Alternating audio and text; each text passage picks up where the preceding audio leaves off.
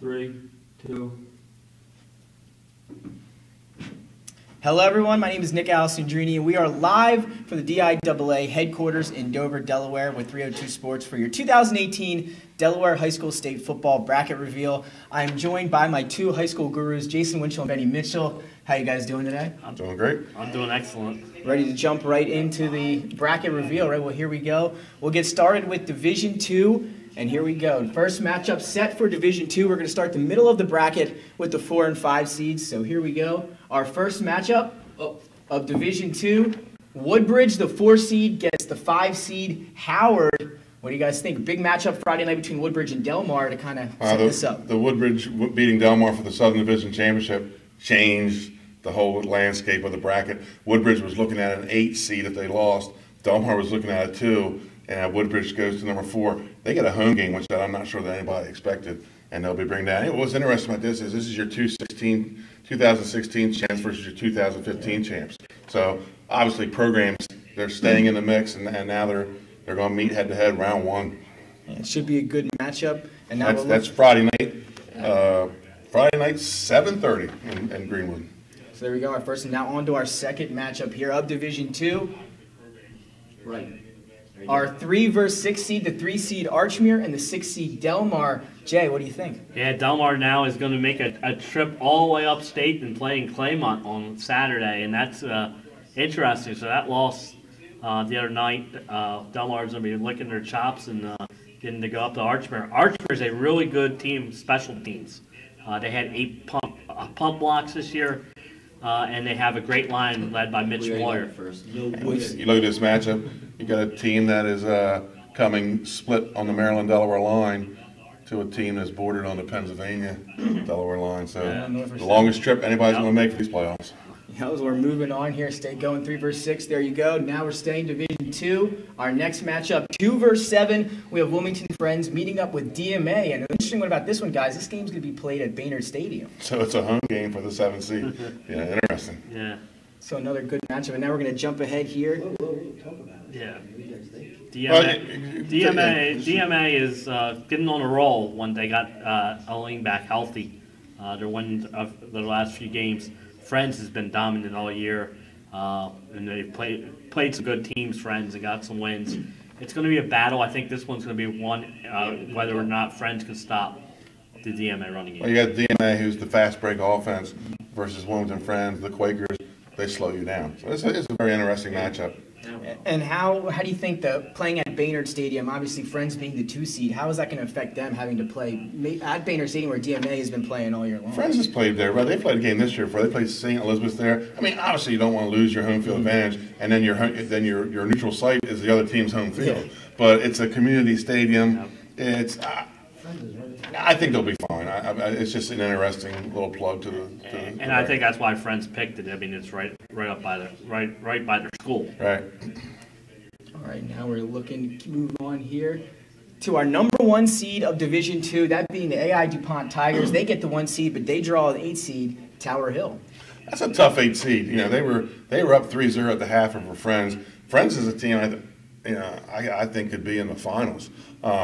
It's all going to play out. That what I like in this bracket, being a downstate guy, is I like Woodbridge and Delmar split to where they're not going to meet till the finals. So at a 4 and a 6, there's no way they're going to play each other until the championship game. But yeah, AI DuPont undefeated, playing at home, Tower Hill, and I've not got to see Tower Hill play, but I mean they kept it close, they kept it a game, and Friends had to come back yesterday to win this game. Yeah, Tower Hill is a great team.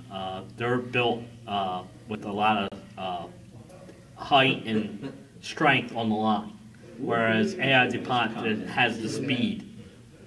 I think we have a very similar matchup as Friends. Yeah. You got big play AI DuPont versus Tower Hill wants to slow this game down. Slow it down and discipline. And if we look back, Woodbridge and Delmar, that game Friday night kind of set this one up. Because had Delmar won that game, we might have a little bit of a different story. Where AI might have been the 2 seed, and then they might have had to play Woodbridge, who might have been an 8 seed. So if you're AI, you're probably looking forward to the fact that Woodbridge was able to pull out that win Friday night. I'd much rather have Tower Hill coming in for round 1 than Woodbridge. Absolutely. So now we'll look forward some more as we're into our Division I bracket now, as we finished up the Division II. Yeah, guys, anything you want to say about Division II of the overall bracket before we head forward? I think it's going to be. I think there's 4 really good first-round games, Yes. which is going to set up the semifinals. So I think are going to be exciting. Yeah, I think Division II is stacked 1 through 8, and like Benny said, 4 great first-round matchups. Yeah, nobody below. Only one 7-win team made it to the Division II bracket. That was DMA. And now we look ahead to our Division I bracket. Again, we're going to start in the middle, work our way to the outskirts. Number 4 seeded Middletown, they get 5 Salesianum in a rematch of a game they played not too long ago. Middletown coming off the loss this past weekend.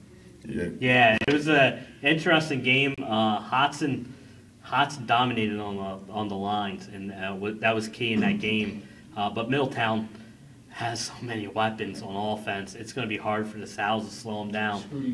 But it's going to be interesting. This game's going to be played on turf, so it's not going to matter what the weather's like. Let me tell you, yesterday's game, I was on the field. It was sloppy.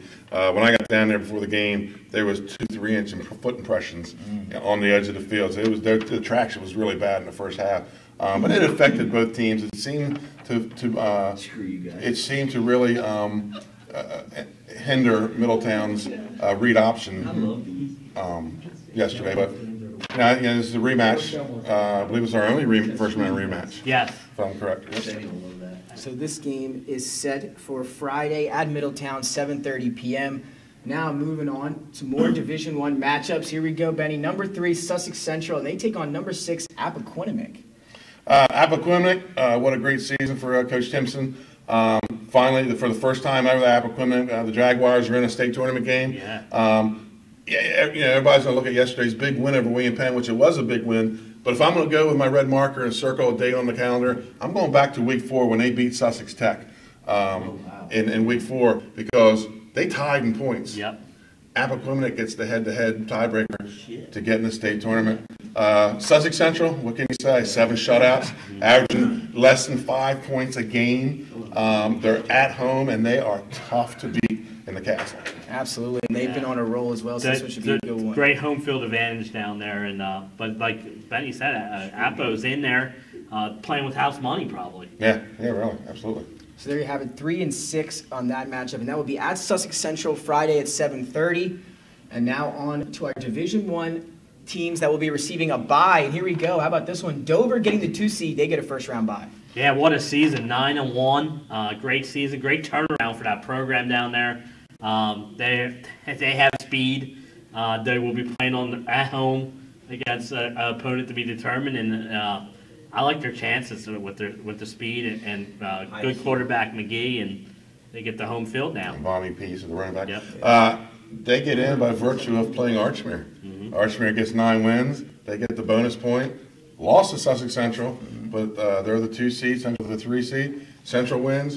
You got a Dover Sussex Central rematch. And that would Sussex Central, the only team to beat Dover this year. Yeah, so that would be a great rematch. So look for that. So Dover, they will draw the winner of what I said earlier. And now on to our number 1 seed, who had a huge victory this past weekend. The Hodson Silver Eagles. They were able to beat Middletown. We talked about it a little bit earlier, 14-0. That propels them up to the number 1 seed. What do you guys say about that? Well, number 1 with Hodson is, they've had a couple state titles down in Division II, but yesterday was probably the biggest win in program history. Yeah. They knocked off Goliath. They went and they beat Middletown. It was a great game. You could see the tide changing in the third quarter. They get down to the 1, they don't score. They get the ball back, they punch that one in, and then C.J. Henry on the quarterback draw with 2 minutes and 30 seconds to go.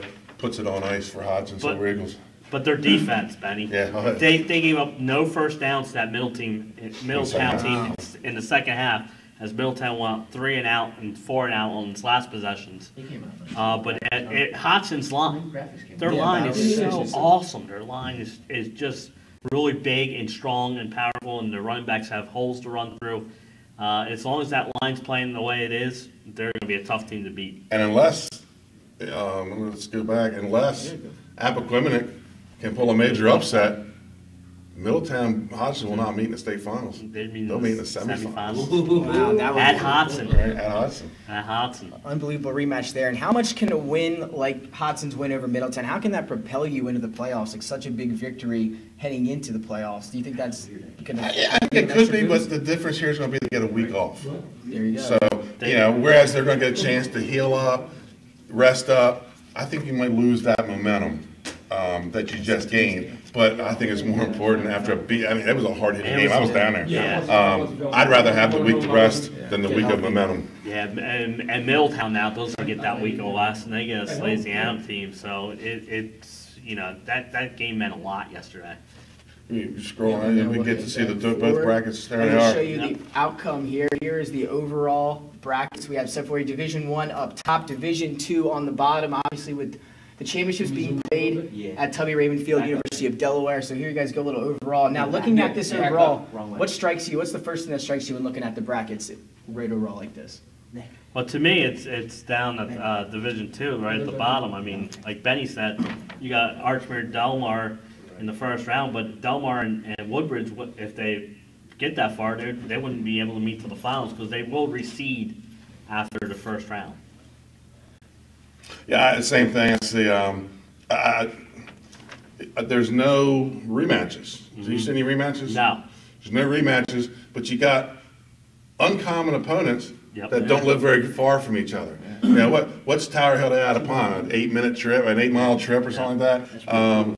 And then you have the same thing with DMA and Wilmington Friends, and then you got the polar opposites. You got Wilmington going to Greenwood, and Delmar headed up to. So I think this bracket turned out nice. Yes. And number one and number two, they have their hands full in the second round. That's what I like. The semifinals are going to be two great matchups. Yeah, absolutely. Then we look up to Division I now. Hodson, a possible matchup with Sussex Central if they're able to get past Apo, and then maybe a Middletown-Dover semifinal matchup here if Sally's beats them. Either way, you're looking at some great semifinal matchups up in Division I as well. Well, you got the who's Hodson? They were Division II 2 years ago. Yeah. Dover, they've really not been relevant in recent years, and now they're the number 2 seed. And then you got the Kings. You got the teams with a lot of state titles. They're going to meet in the first round. And then you got two teams that have never won a state title meeting in the first round as well. What we could see, as long as the Steeds, it's 3 and 4 win, you're going to see an upstate downstate matchup. Yeah, because Sussex Central played Dover and Hodson would play Middletown. Yeah, and like we're hearing from out there, and we're looking at this, there's one team that we usually see up there, usually maybe up here, that we don't see at all, and that's the Smyrna Eagles team. And with no William Penn this year. And no William Penn after that loss to Apoquinimate this past week. It's a strange Division I tournament this year, but it's a different tournament. Like we said, Dover, they were 3 and 7 last year. Yeah, and go back to another team that we're not seeing either one. Your alma mater. Yeah. St. Mark's. Didn't St. Mark's win it with Division II numbers in Division I, or was it the year before they dropped? They were more successful in Division I when they were a Division II school. Yeah. I don't know if they've made the Division II field. They have not made the Division II not since they dropped to Division II. Right, but they made the Division I field with Division II numbers. Yeah. So that's kind of interesting. Yeah, they started off the season hot, slowed down a little bit near the end there. So some great matchups here set for the first round and beyond in both our Division I and Division II tournaments. Anything else you guys want to say before we head out? We definitely know broadcast-wise we'll be doing the semifinals on the NFHS network. It is a subscription network, but that's where we have to go. We're definitely going to be doing the semifinals and the finals. No word yet on what happens in the first round. We don't know if we're going to be using 3 or 2 NFHS or not there at all. Yeah. We'll find that out in the middle of this week. Absolutely, Jay. Yeah, and then that's NFHS, $9.95 a month, well worth it. You get all the championships, and like Betty said, you'll get the semifinals and finals of football. Yep, so make sure if you're interested, you subscribe to that. We'll have hopefully all the playoffs to bring to you live from up and down the state of Delaware. Like we said, some great matchups, Division I and Division II. So for Nick Allison-Journey, Jason Winchell, Benny Mitchell, Len Evans, and Nick Holliday, we appreciate you guys for tuning in. Thank you very much, and have a great rest of your Sunday. Watch some more football.